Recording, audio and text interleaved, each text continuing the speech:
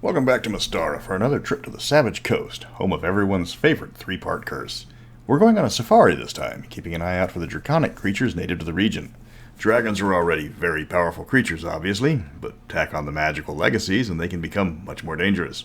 So those have long since fled the region for uncursed lands. The three dragons that have decided to stick around the region are the dreaded Crimson Dragon, the highly social Red Hog Dragon, and the nightmarish dragonkin known as the Frelon. I'm Mr. Welch. It's time to see what happens when you give Smog superpowers.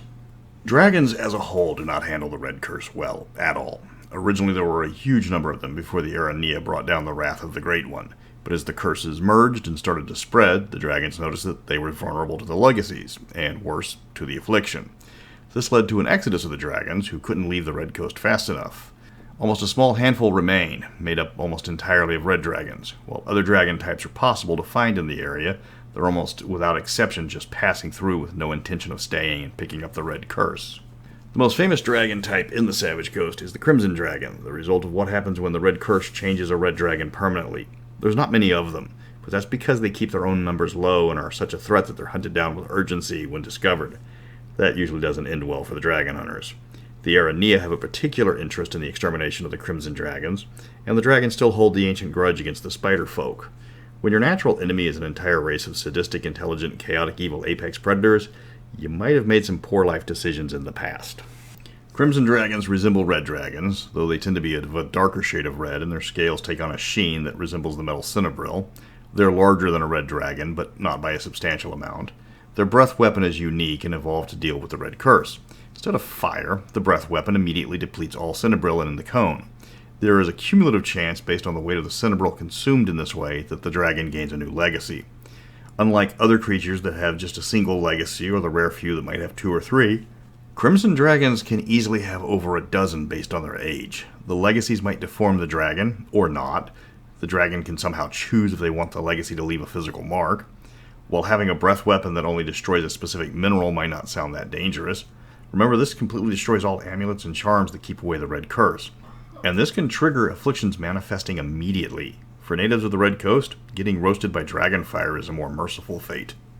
Crimsons control their legacies like no other creature. They can activate multiple versions on the same turn, never suffer from affliction, and use their abilities to the best of their skill.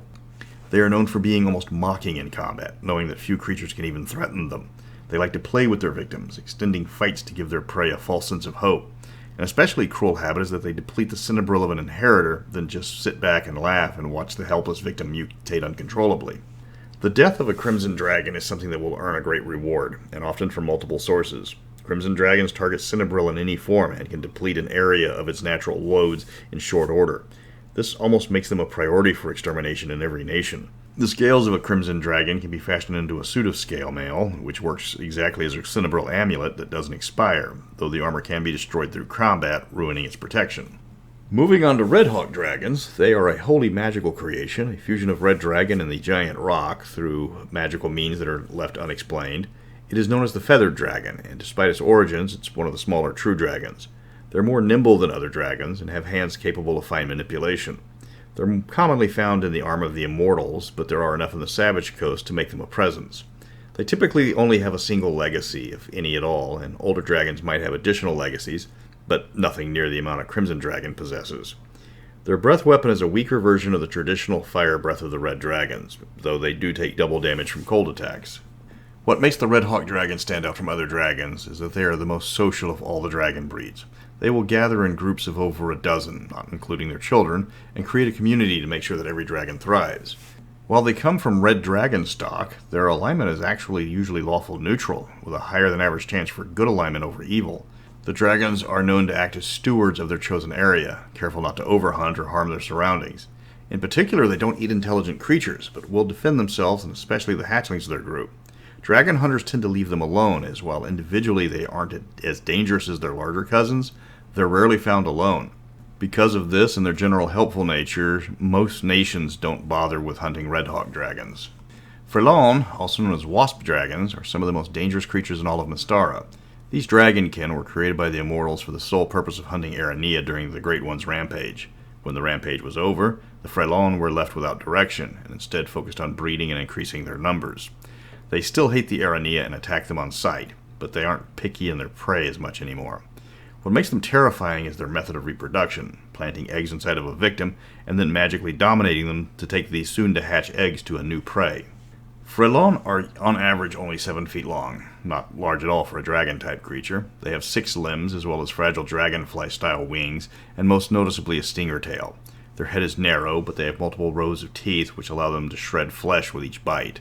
All Frelon are naturally female, and all of them are capable of producing eggs. They were created during the Rampage specifically to hunt down Aranea and exterminate the race, which is something they excelled at. It was the depredation of the Frelon which caused the Aranea to seek respite from the Immortals for their sins against the Wallara. When the Great One was told to stop his rampage, the Frelon were left without purpose. Instead, they focused on populating their species, in the same method they used to hunt Aranea.